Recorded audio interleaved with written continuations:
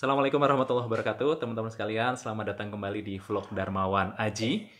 Di video kali ini saya akan membahas kenapa banyak orang bikin rencana tetapi tidak pernah benar-benar mereka realisasikan. Ini menarik ya.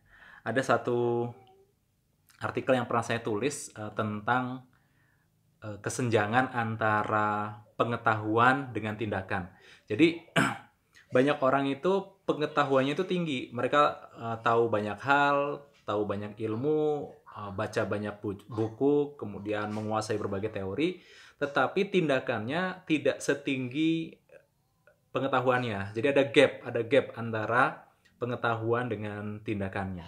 Nah, ini sering terjadi nih, sering terjadi. Jadi, misalnya kita baru baca buku bagus, kita termotivasi, kita semangat ingin mengaplikasikannya, kemudian ternyata tidak berhasil kita aplikasikan seutuhnya. Bahkan memulai untuk mengaplikasikannya kadang-kadang kita sudah overwhelmed duluan, udah bingung duluan. Harus mulai dari mana dan sebagainya. Atau misalnya setiap awal tahun kita menulis resolusi tahun baru misalnya. Nah, jadi tahun ini saya pengen ini, saya pengen itu, saya pengen mengubah kebiasaan ini, pengen mengubah kebiasaan itu, dan lain sebagainya. Tetapi pada akhirnya tidak benar-benar kita jalankan. Kita sudah menetapkan goal, melakukan goal setting, kita sudah bikin resolusi untuk mengubah kebiasaan dan sebagainya. Tetapi pada saatnya itu harus dijalankan, rencana itu jadi mentah, tidak dijalankan. Kenapa sampai demikian? Saya mengamati setidaknya ada 3 alasan nih kenapa seseorang itu tidak merealisasikan rencana-rencana yang sudah dia buat. Yang pertama adalah rencana yang dia miliki itu terlalu kompleks. Itu yang pertama. Pada saat kita memiliki rencana tapi rencananya terlalu kompleks, itu otak kita akan ngehang, akan overwhelm, akan kewalahan. Akhirnya apa? Pada saat kita mengalami kompleksitas seperti itu, otak kita ngehang, akhirnya otak kita memilih untuk stop, untuk berhenti, untuk beku. Akhirnya kita tidak melakukan apapun. Coba bayangkan, coba ingat-ingat ya. Kapan kita punya sebuah rencana, rencananya begitu besar, goalnya begitu besar, sehingga rencananya begitu kompleks, sehingga pada saat kita mau merealisasikannya, kita udah males duluan, kita udah lelah duluan. Baru baca rencananya udah lelah. Ini yang pertama, rencananya terlalu kompleks. Pada saat kita membuat rencana dan rencana itu terlalu kompleks, maka kecenderungannya adalah tidak akan dijalankan. Yang kedua, faktor yang kedua, kenapa kita tidak mencoba mengimplementasikan atau merealisasikan rencana yang sudah kita buat adalah tindakan yang perlu dilakukan itu terlalu sulit. Kita nggak punya kompetensi untuk melakukannya, kita nggak punya kemampuan untuk melakukannya. Pada saat kita membuat rencana, tetapi melibatkan tindakan-tindakan yang sulit untuk dilakukan, yang kita tidak punya kemampuan untuk melakukannya, maka apa yang terjadi? Sama. Kita pun memilih untuk tidak melakukannya. Contoh misalnya kita punya target rencana olahraga rutin, olahraganya misalnya jogging 30 menit setiap hari. Tetapi kalau kita tidak terbiasa jogging 30 menit setiap hari, apa yang terjadi? Ya kita nggak akan melakukannya. Kita akan akan memilih untuk tidak melakukannya. Orang jogging 15 menit aja mungkin kelelahan, ya ini kita set target 30 menit. Ya otomatis kita akan kelelahan. Dan memilih untuk tidak melakukannya. Kalaupun kita melakukannya 1-2 kali, kemudian di tengah jalan kita berhenti. Kita tidak konsisten. Padahal hasil-hasil itu tidak kita dapatkan kecuali dari tindakan yang konsisten, yang kita lakukan secara rutin setiap hari. Ini faktor yang kedua. Jadi faktor yang pertama adalah rencana yang terlalu kompleks. Yang kedua adalah tindakannya terlalu sulit untuk dilakukan. Faktor yang ketiga adalah mood yang tidak mendukung. Nah, kalau istilah praktisi NLP ini, state-nya tidak mendukung. Kondisi pikiran dan perasaannya tidak mendukung. Apapun itu, malas lah, kehilangan komitmen lah, lelah lah, capek lah, dan lain sebagainya. Pada saat kita punya mood yang tidak mendukung tindakan, maka kita cenderung tidak akan melakukan tindakan yang sudah kita rencanakan. Kita sudah rencanakan, misalnya setiap hari Rabu dan Sabtu berangkat ke gym untuk olahraga, angkat beban misalnya. Tetapi pas hari Rabu, males datang. Apa yang terjadi? Nggak berangkat. Akhirnya apa? Rencana yang sudah kita buat akhirnya tidak terrealisasi, tidak berhasil dijalankan.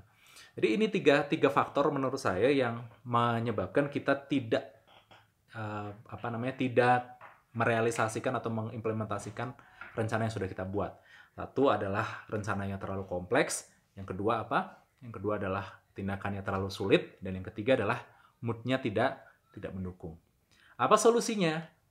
Solusinya sebenarnya sederhana. Solusi dari tiga hal ini adalah, saya ambil satu solusi aja yang paling sederhana. Solusinya adalah start small. Mulailah dengan sesuatu yang kecil terlebih dahulu.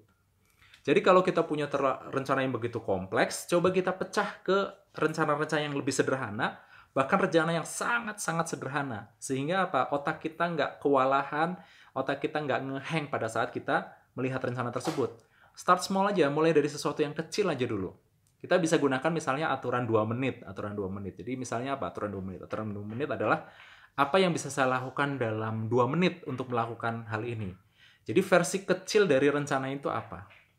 Misal kita mau nulis buku itu suatu project yang kompleks karena melibatkan banyak aktivitas, mulai dari riset, kemudian melakukan pencatatan, menulis, mengedit, dan lain sebagainya. Prosesnya panjang, ini project besar itu. Pada saat kita berusaha melakukan semuanya sekaligus, otak akan kewalahan, otak akan overwhelm, akhirnya kita nggak melakukan. Maka kita pilih satu tindakan kecil yang bisa dilakukan apa? Start small aja. Misalnya apa? Oke, yang bisa saya lakukan adalah saya ngelis buku yang bisa saya jadikan referensi. Ya sudah, lakukan itu saja. Misalnya kita googling 2 menit buku referensi, kita mau nulis tentang apa? Pada saat saya mau menulis buku tentang Life by Design misalnya, saya searching buku seputar life design, seputar life planning, seputar life management, dan lain sebagainya. Saya list aja dulu daftar referensinya. Sudah, cukup. Hari ini cukup situ aja dulu. Start small, mulai dari yang kecil. Besok kita ulangi lagi, start small lagi. Berikutnya diulang-ulang. Demikian juga untuk tindakan yang sulit. Kalau tindakannya terlalu sulit, maka kita start small juga, mulai dari yang kecil juga. Misalnya apa? Alih-alih kita jogging 30 menit, start dari yang paling mudah. Yang paling mudah buat kita apa? Jogging 10 menit, ya oke. Jogging 10 menit. 10 menit masih terlalu susah? Ya jogging 5 menit. Jogging 5 menit masih terlalu susah? Ya udah jalan kaki 5 menit, jalan kaki 10 menit. Masih terlalu susah? Ya udah tiap hari Rabu dan Sabtu pakai sepatu. Simple seperti itu misalnya. Jadi kita mulai dari tindakan yang sederhana, yang penting ada progres, ada kemajuan. Tidak harus berlari, mungkin melangkah, kalau nggak bisa melangkah ya merayap, nggak bisa merayap ya apapun lah, bergeser sedikit lah. Intinya kita melakukan suatu tindakan yang membuat kita bergeser sedikit dari kondisi sekarang ke kondisi yang kita inginkan. Demikian juga untuk faktor yang ketiga yang menghambat, yaitu mood yang tidak mendukung. Pada saat kita menetapkan target tindakannya sangat-sangat kecil, biasanya mood tidak akan masalah. Karena kalau tindakannya sangat-sangat kecil, itu biasanya kita tidak membutuhkan motivasi, kita tidak membutuhkan willpower untuk melakukannya. Misalnya alih olahraga rutin, alih-alih datang ke gym, pakai yang paling sederhana aja dulu. Push up di rumah. Push up di rumah sanggupnya berapa? 10 kali, 10 kali. Nggak sanggup 10 kali, 2 kali. 2 kali nggak sanggup. 1 kali aja. 1 kali push up di rumah. Tapi tetapkan jadwalnya. Kapan kita melakukan olahraga tersebut. Misalnya, kalau sekarang hari Rabu jam 6 pagi, maka saya akan push up 2 kali setelah mandi pagi. Misalnya seperti itu. Sesederhana itu. Jadi, pada saat kita menyederhanakan tindakannya, menyederhanakan rencana aktivitasnya, menyederhanakan rencana tentang apa yang kita lakukan, biasanya tidak membutuhkan mood yang terlalu besar. Kita tidak perlu memerlukan motivasi yang terlalu besar. Ini yang bisa kita lakukan. Jadi untuk mengatasi tiga halangan ini, 3 hambatan ini, entah itu rencana yang kompleks, atau yang kedua adalah tindakan yang terlalu sulit, atau mood yang tidak mendukung, adalah perkecil target perubahannya. Sehingga apa? Tidak membutuhkan motivasi yang besar. Otak kita juga tidak akan ngehang, dan kita punya kemampuan untuk melakukannya. Mudah-mudahan bermanfaat. Bagi teman-teman yang belum subscribe, silahkan subscribe. Jangan lupa juga untuk share video ini ke rekan-rekannya, supaya mereka juga mendapatkan manfaat yang sama dengan teman-teman sekalian. Terima kasih, sampai jumpa di video berikutnya. Salam, saya Darmawan Aji.